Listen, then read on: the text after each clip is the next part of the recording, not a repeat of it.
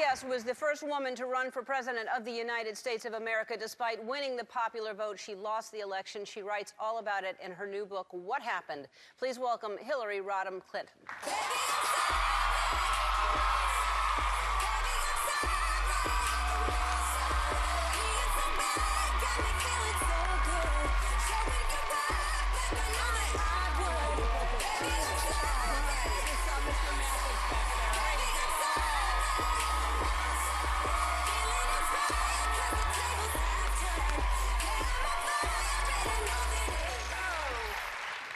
Yeah, you were just talking to Mr. Mathis, huh? I was talking to Mr. Mathis. My gosh. That was amazing. Yeah, what a great guy. What a brave man. Yeah. Hi. Hi. Yeah, it seems like the last time I saw you, you said we were going to do the show in the White House, and we were all excited about that. We would have, too. Yeah, we were going to do that. Yeah. Well, it didn't work out that way. No, it didn't. So It didn't. I thought I'd come back and see how you're doing. Yeah, thanks. Not so good. Not so good. Yeah, well, but you know, I'm trying to stay in a really positive frame of mind. You know, I always say when people ask me, how are you? I say, well, as a person, I'm okay, but as an American, I'm really concerned. I'm a little tiny less concerned after Alabama because I think it was a great example of people understanding what was at stake and working hard and actually turning out and voting. Nothing is more important than that. Yeah. So it was positive. Yeah, that showed that.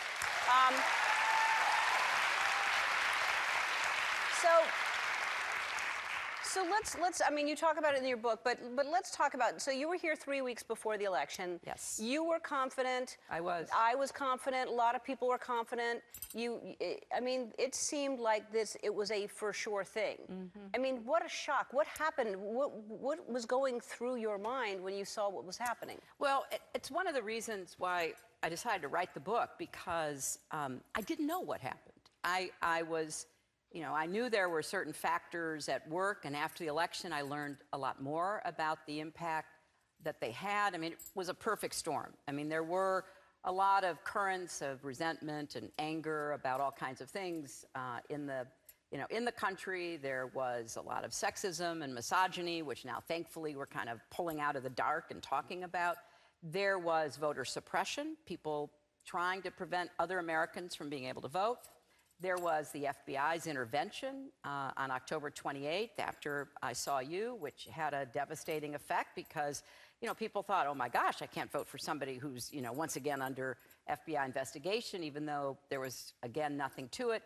And then there were the Russians, and the Russians were much more involved than even I understood. And so after the election and after the real devastating shock of it, I kept saying, well, what happened?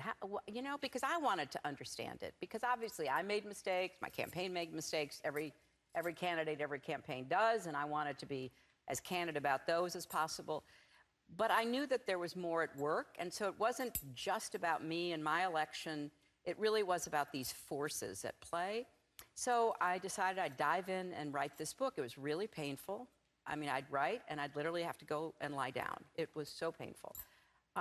But it ended up being cathartic. And so writing the book, going for walks in the woods, playing with my dogs, doing yoga, seeing my grandkids, cleaning my closets, drinking Chardonnay, I mean, all of that. That all helps. Yeah, that all helped a lot.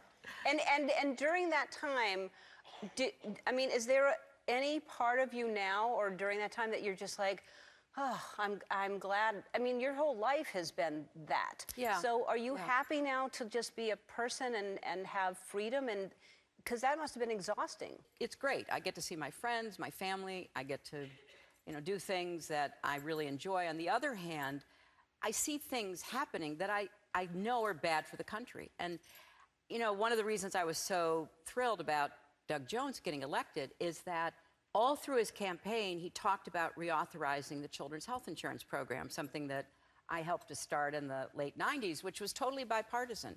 And 9 million kids get their health care because of it.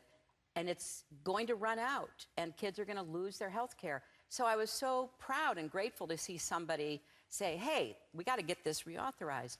So I do see things that go on every day that really disturb me a lot, and obviously, I think, you know, I wouldn't have done that, or boy, I can't believe they're doing this.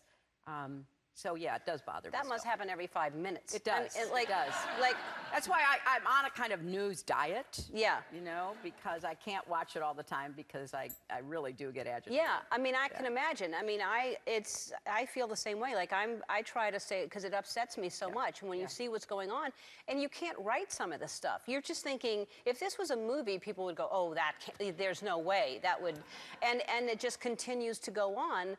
I mean, do you think that he's really going to last 4 years? Well, you know, I can't answer that. I can't predict it, but I believe that it really does come down to both the investigation that's going on and to whether Republicans will decide that, you know, they have to put our country before their party. And I hope that enough of them will decide to do that, because it's disturbing, and it's obviously upsetting to me, because I see things happening around the world that are bad for our country, that are dangerous, that really pose a threat, and then I see all this happening inside our country. And when they push through this tax plan, it's going to hurt so many people. Yeah. And, you know, look, it's going to help a lot of really rich people. That's who they care about. That's who their donors are.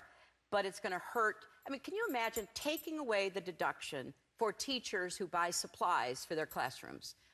I mean, who thinks like that? No. And so there's a lot that's going to end up hurting people. And then, obviously, flaming the flames of white supremacy and misogyny and homophobia and everything else that is unfortunately at work. So I think there will be the investigation will go on, and that will lead where it leads. But at some point, Republicans who control the Congress have to say, you know, we don't really want to let this go on. We have to investigate.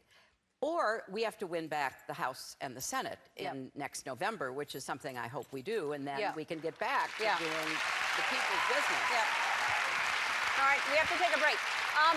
I have to say, I mean, I don't want to, because I don't believe in that you can group a whole bunch of people together. There are some Republicans that are really good people and have good intentions. So it is the party, the Republican Party, this is not what it was. That's right. This is not what it should be. And so I do not want to bash Republicans. I don't want to bash anybody.